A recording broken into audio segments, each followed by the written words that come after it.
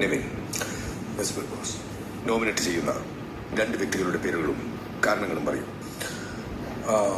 ഞാൻ ആദ്യത്തെ നോമിനേഷൻ പറയുന്നത് മിസ്റ്റർ സാബുമാൻ ആണ്. വേറൊന്നുകൊണ്ടല്ല, അദ്ദേഹം വളരെ നല്ലൊരു വ്യക്തിത്വത്തിന് ഉടമയാണ്, പഞ്ചപാവമാണ്. പക്ഷേ ഗെയിമിന്റെ രീതിയിൽ ഇപ്പോഴും എന്താണെന്നറിയാൻ പറ്റില്ല. ഇപ്പൊ ഗെയിം ഒരു സ്വിച്ച് ഇട്ടിട്ടുണ്ടെങ്കിൽ ഒരു 3-4 മണിക്കൂർ കഴിഞ്ഞ് അല്ലെങ്കിൽ ഒരു 5 ദിവസം കഴിഞ്ഞിട്ടാണ് അദ്ദേഹത്തിന്റെ റെസ്പോണ്ട് വരുന്നത്. അപ്പം ഇനി വെറും 4 ആഴ്ച ഇപ്പൊ കൊടുക്കുന്ന ടാസ്ക് ഇനിയിപ്പം ഗ്രാൻഡ് ഫിനാലെ കഴിഞ്ഞിട്ട് ചെയ്താൽ മതി എന്നുള്ളൊരു ലാഘവത്തോടെയാണ് ഇപ്പോഴും സൽമാൻ ഇപ്പം പോയിക്കൊണ്ടിരിക്കുന്നത്. ഇപ്പൊ തന്നെ ടാസ്കിൽ തന്നെ പല രീതിയിലുള്ള ഇത് കാഴ്ചവെക്കാം ക്യാപ്റ്റൻസി ടാസ്കില്.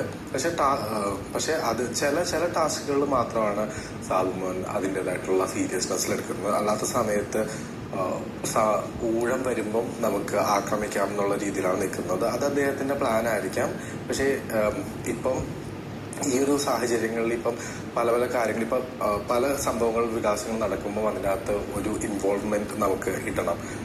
പക്ഷെ അതൊന്നും സാബുമാന്റെ കാര്യത്തിൽ ഉണ്ടാകുന്നില്ല. And also I felt Sabumon ഒരു നല്ല മനുഷ്യനാണ്, പക്ഷെ ഒരു വീക്ക് ഗെയിമറാണ്. അപ്പൊ അതുകൊണ്ട് സാബുമാൻ തന്നെ നോമിനേഷനിൽ ജനങ്ങളുടെ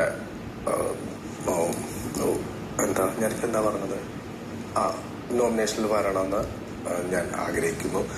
ആൻഡ് സെക്കൻഡ് വൺ, ഒരു രീതിയിലും എന്താ പറയാ, കാര്യം ഇപ്പൊ 2-3 ആഴ്ചയായിട്ട് എൻ്റെ അടുത്ത് വളരെ സ്നേഹത്തിലാണ്.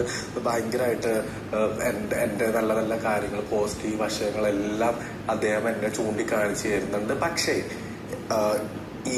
ആ സെയിം രീതിയിൽ തന്നെ പല രീതിയിൽ പല ആൾക്കാരെ മാനിപ്പുലേറ്റ് ചെയ്തുകൊണ്ടിരിക്കുന്ന മിസ്റ്റർ അക്ബർ ഖാൻ തന്നെയാണ് നോമിനേഷനിൽ വരേണ്ടത്.